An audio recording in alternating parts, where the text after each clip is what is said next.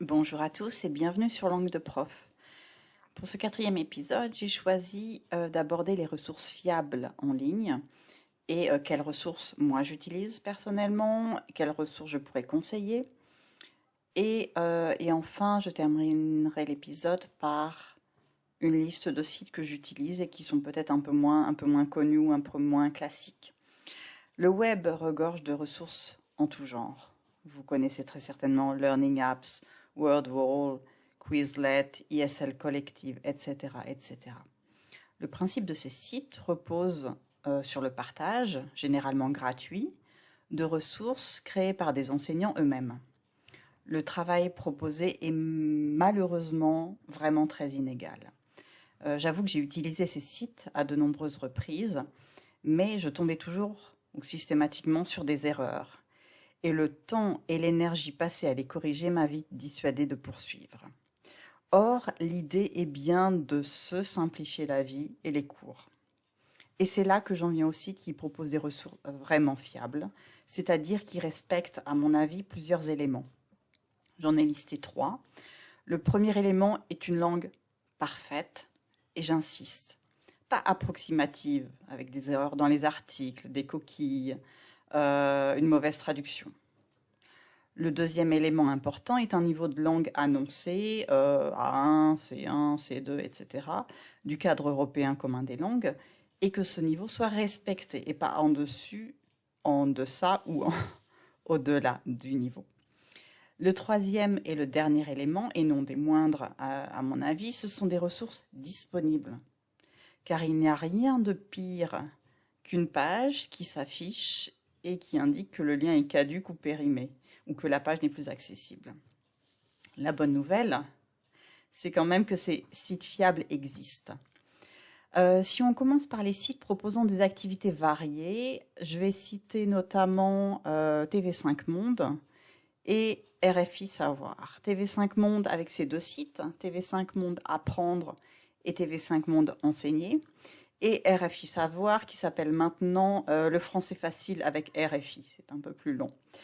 Et sachez que pour ces deux sites, donc TV5 Monde et RFI, il existe des formations pour maîtriser ou apprendre à maîtriser l'utilisation des sites. Donc vous pouvez réellement les exploiter à fond. Outre ces deux sites, vous pouvez compter bien évidemment sur les sites des éditeurs. Ici, je parle des éditeurs de méthodes de français langue étrangère, mais aussi de français langue maternelle en fonction de vos objectifs. À ce propos, pensez aux éditeurs dont vous maîtrisez la langue. Donc ça peut être, si vous maîtrisez l'espagnol, des éditeurs espagnols qui proposent des méthodes de français. Personnellement, j'utilise des ressources en allemand. Et la langue n'est pas un problème parce que vous pouvez donner la consigne oralement en français ou dans la langue de l'apprenant. Ça, il n'y a rien de gênant. J'avoue ne pas connaître les contenus payants des éditeurs, donc on parle toujours de contenu en ligne, car je n'enseigne qu'en cours individuel et jusqu'à maintenant, je n'ai pas vu l'utilité d'investir financièrement dans ce type de ressources. Mais peut-être que vous pourriez me convaincre du contraire.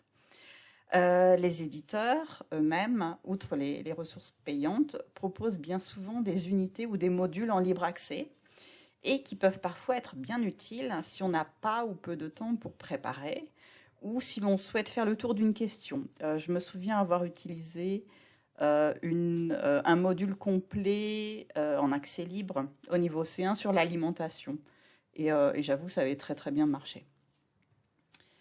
Si on parle d'accès libre, j'aimerais ici attirer votre attention sur les droits d'auteur et sur la nécessité de consulter des sources dont la diffusion est libre, parce que ça a été le choix de l'auteur ou de l'éditeur.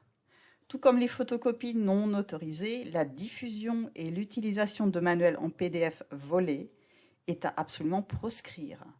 Si vous-même vous concevez des unités, si vous êtes auteur, vous comprendrez d'autant mieux le caractère important de ce que je dis.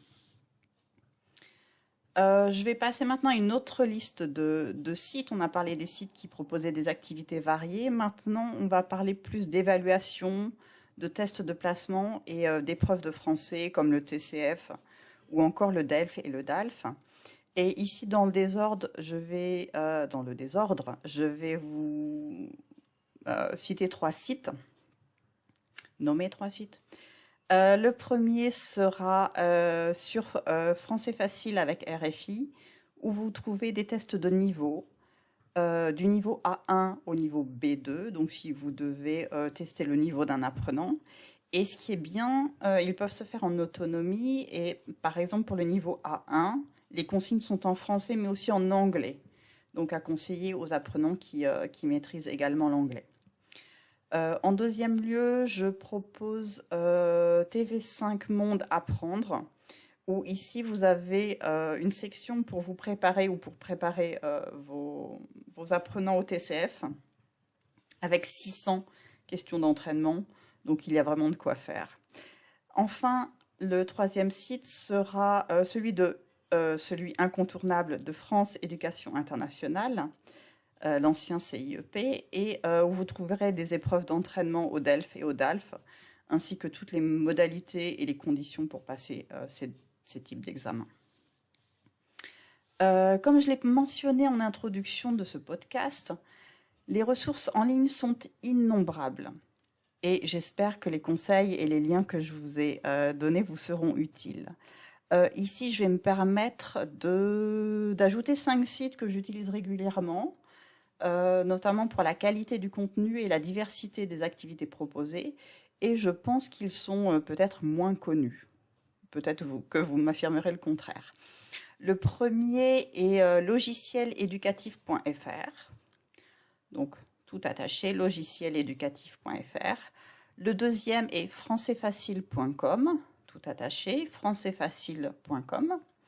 Le troisième, c'est Ortholude, ortholud.com, ortholude.com.